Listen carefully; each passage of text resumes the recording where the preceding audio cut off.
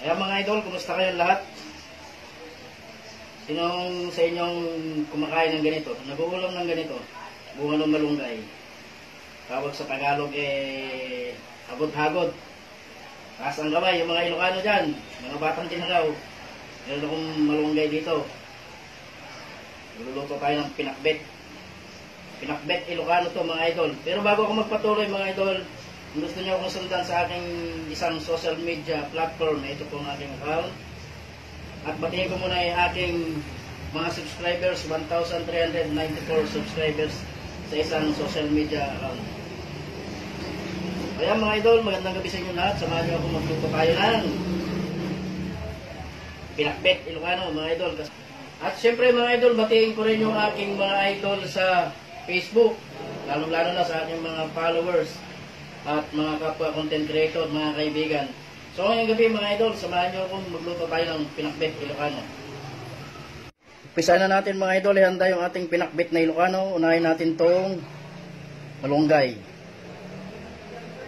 Pag nagluluto ako ng pinakbet mga idol, hindi ko ginigisa yan. So isunod natin itong ampalaya. Palayang native to mga idol.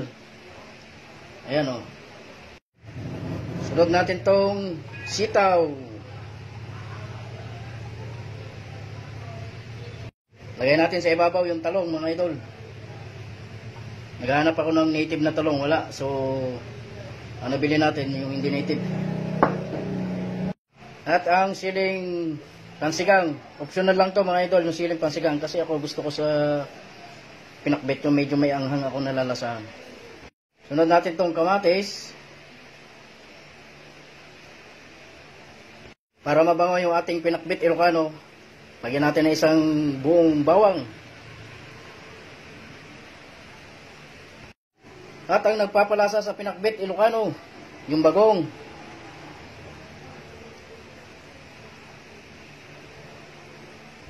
At ang tunay na nagpapakulay at nagpapalasa sa ating gulay, walang iba ang magic.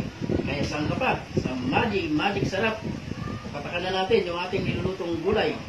Patakan na natin ng magic sarap ang ating gulay para siya'y magkakulay at sumarap. Naglagan ko lang to ng isang basong tubig mga idol kasi naparami yung ating gulay. Para lalong sumarap mga idol, lagyan natin ng taba-taba ng baboy. Then pwede na natin isa lang yan.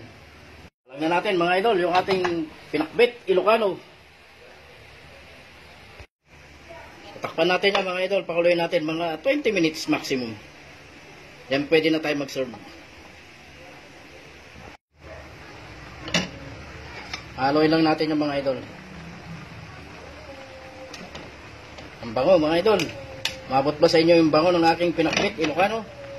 Pag nagpipinakbet tayo, hindi na natin ginigisa yan mga idol. Yan ang pinakbet ng Ilocano.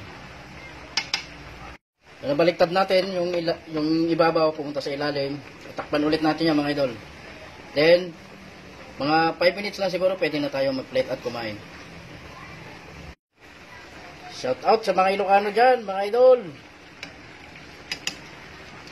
And shout out kay Mami Grace Tan Felix. Okay na to. So mag-plate na tayo at nang makakain na mga idol. Luto na ang ating pinakbet Ilocano.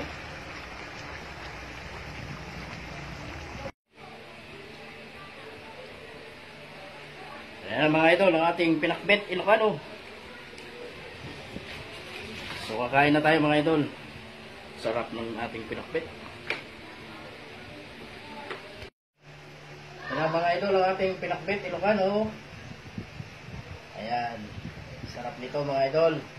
Maraming salamat sa inyong suporta sa akin mga idol. Kung gusto nyo akong sundan sa isang social media platform, ito ang aking account, Batang Tinakaw Vlog. At shoutout sa aking mga followers and subscribers. Mabuhay po tayong lahat. Bye bye. Kain na tayo.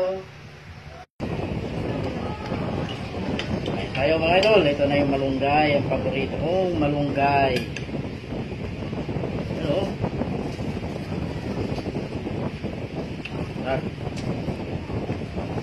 Sarap talaga yung buo ng malunggay mga idol.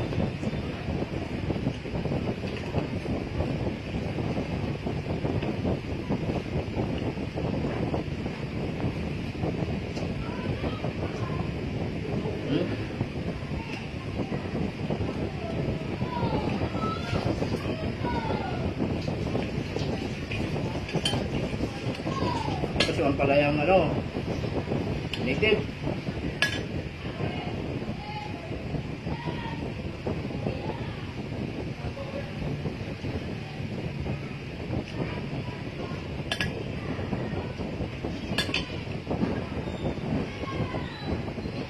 Maraming salamat sa inyong panonood sa aming video mga idol. Mabuhay po kayo lahat.